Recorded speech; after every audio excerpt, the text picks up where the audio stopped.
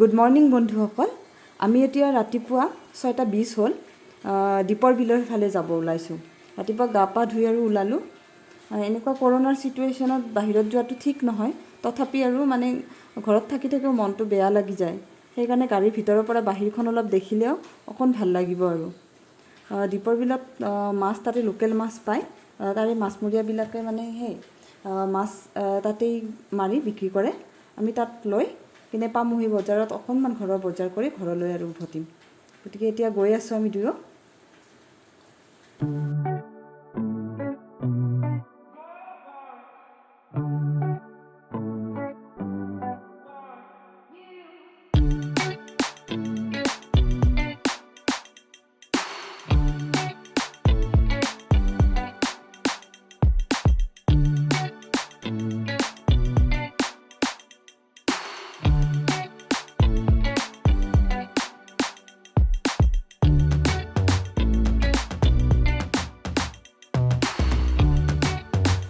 মাছখিনি চাই অকণমান আগলৈ গুচি আহিলোঁ। অকণমান আগৰ পৰা আহোঁ, মানে সৰু মাছে ওলাইছে। এইটোৱে দীপৰ বিল, আপোনালোকে দেখিছে। বহুত গ্ৰীনাৰী হয়, মানে দেখি ভাল লাগি যায়। এতিয়া কি মাছ পাওঁ লওঁ আৰু ইয়াতে। সেইবিলাক দেখিছেনে? এনেকুৱা মাছমৰীয়াবিলাকে তাতে মাছ মাৰি ইয়াতে ওচৰতে বিক্ৰী কৰে।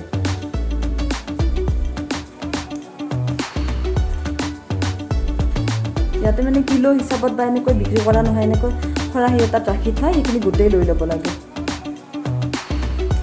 হাজবেণ্ডে চাই আছে মাছ লয় নলয়।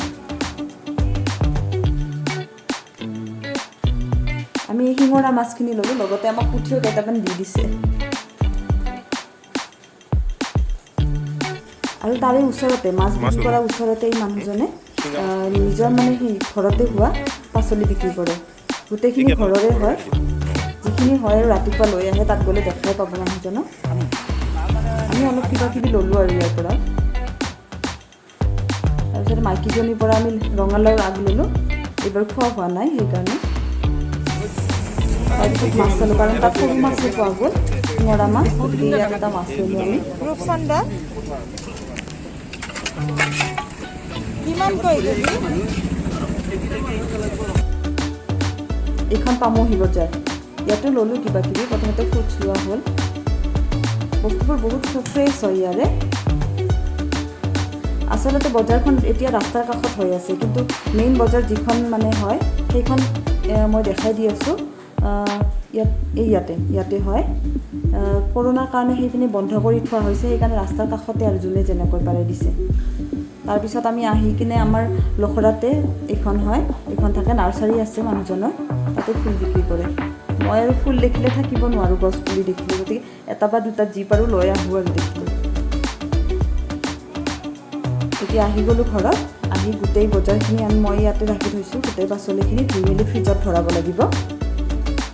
ইয়াতে গোটেইখিনি আছে, ভাতকেৰেলা, ভেন্দি, তাৰপিছত বিলাহী, গাজৰ আছে, ধনিয়া, পিঁয়াজ, এইটো ৰঙালাওৰ আগ দেখিছিলে কিনোতে, এইটো ৱাটাৰমেলন হয়, আলু, তাৰপিছত মিঠা পালেংটো মানুহজনৰ পৰা লোৱা হৈছিলে, আদা, গাখীৰ, এই গাহৰিও আনিছে।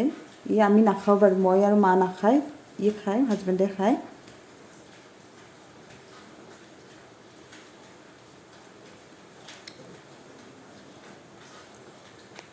আজি মাছ বনাম ভাবিছোঁ। এই যে ডাঙৰ মাছটো আনিছোঁ আৰু শিঙৰা মাছখিনিয়ে ভাজিম বুলি ভাবিছোঁ।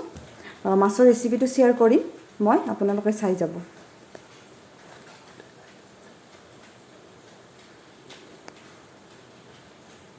এতিয়া বইল ফিছ বনাম মই এই ডাঙৰ মাছটোৰে। এইটো বহুত হেল্ডি ৰেচিপি হয়। এইটো উইদাউট তেল বনাব লাগে।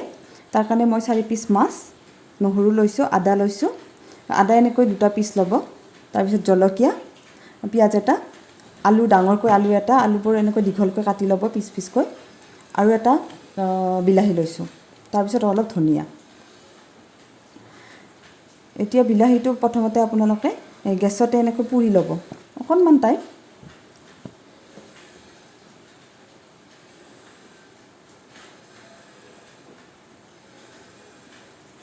মই কেৰাহী এটা উঠাই দি তাত 1.5 গ্লাছ পানী দিছোঁ উতলিবলৈ।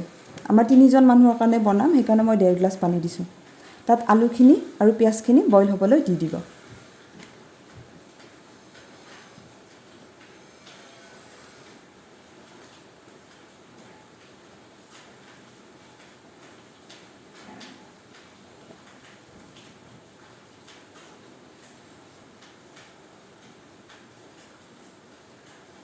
জুইটো মিডিয়াম টু হাই ফ্লেমত ৰাখিলে হ'ল।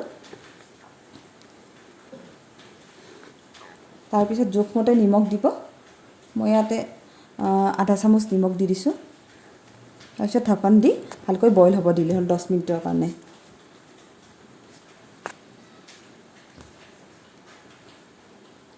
এতিয়া ঢাকনখন উঠাই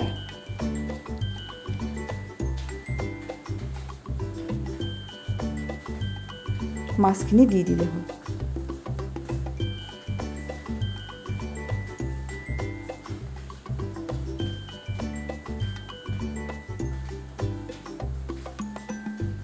এতিয়া মাছখিনি একেলগে আলু আৰু পিঁয়াজৰ লগত 10 মিনিটৰ কাৰণে বইল হ'ব দিব। বিলাহীটো পোৰাৰ পিছত এনেকুৱা হ'ল। তাৰপিছত মই সৰু সৰুকৈ কাটি ল'লোঁ, লগতে আদা নহৰুৰ পেষ্টখিনিও কৰি ল'লোঁ।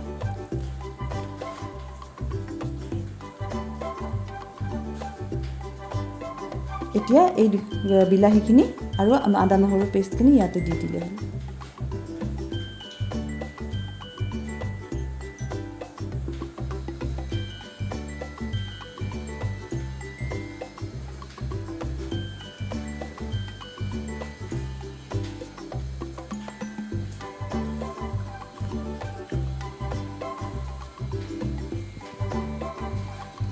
যদি আলুখিনি সিজিছে, তাৰপিছত আপোনালোকে 2-3 টুকুৰা আলু ভাঙি দিলে হ'ল হেতাখনেৰে। কাৰণ আলু ভাঙি দিলে গ্ৰেভিখিনি অকণমান মানে গোটা টাইপ হ'ব, খাবলৈ ভাল হ'ব। আৰু আপোনালোকে মানুহ অনুসৰি কিমানজন মানুহ থাকে সেই জোখমতে পানী দিব, বা তেতিয়া বিলাহীৰ পৰিমাণটো বঢ়াই দিব, আলুৰ পৰিমাণটো বঢ়াই দিব। তাৰপিছত 10 মিনিট হোৱাৰ পিছত ভালকৈ মাছখিনি সিজাৰ পিছত ধনিয়াখিনি দি দিলে হ'ল। ধনিয়াখিনি দি অকণমান ভালকৈ উতল আনিবলৈ দিলে হ'ল। এইটো আমাৰ ৰেডি হৈ গ'ল বইল ফিছ। আপোনালোকে এইটো বনাই খাব আৰু খাই মোক জনাব কেনেকুৱা পাইছে। এই সাজে আমাৰ দুপৰীয়াৰ সাজ হয়।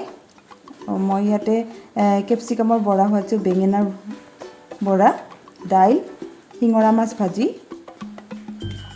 ইয়াতে নেমু টেঙা আছে আৰু বইল ফিছ।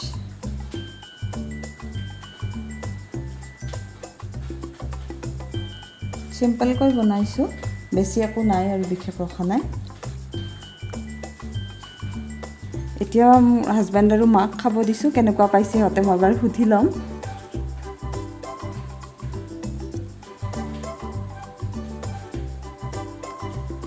কেনেকুৱা হৈছে? ভালেই হৈছে, পকৰাকেইটা ভালেই। দীপৰ বিলৰ মাছটো বহুত টেষ্টি আছিলে।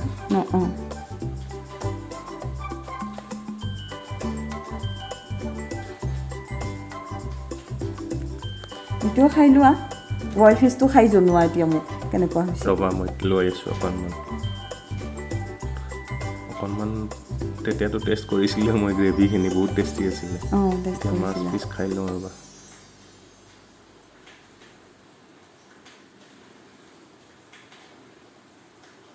কেনেকুৱা? বঢ়িয়া বঢ়িয়া। আৰু হেল্ডিও হয়, বহুত হেল্ডি। হেল্ডি হয়। অকণো মছলা পাতি ইয়াত নাই, খাবলৈ বহুত সোৱাদ হৈছে। গতিকে চবেই ট্ৰাই কৰিব এইটো বনাবলৈ। একো মছলা নাই, তেল নালাগে ইয়াতে, আৰু খাই জনাব। আৰু যদি ভিডিঅ'টো ভাল পাইছে আৰু আগলৈ মোৰ ভিডিঅ' চাব বিচাৰে, তেতিয়াহ'লে প্লিজ মোৰ চেনেলটো লাইক কৰিব, কমেণ্ট কৰিব, শ্বেয়াৰ এণ্ড ছাবস্ক্ৰাইব কৰিব নাপাহৰিব। ধন্যবাদ।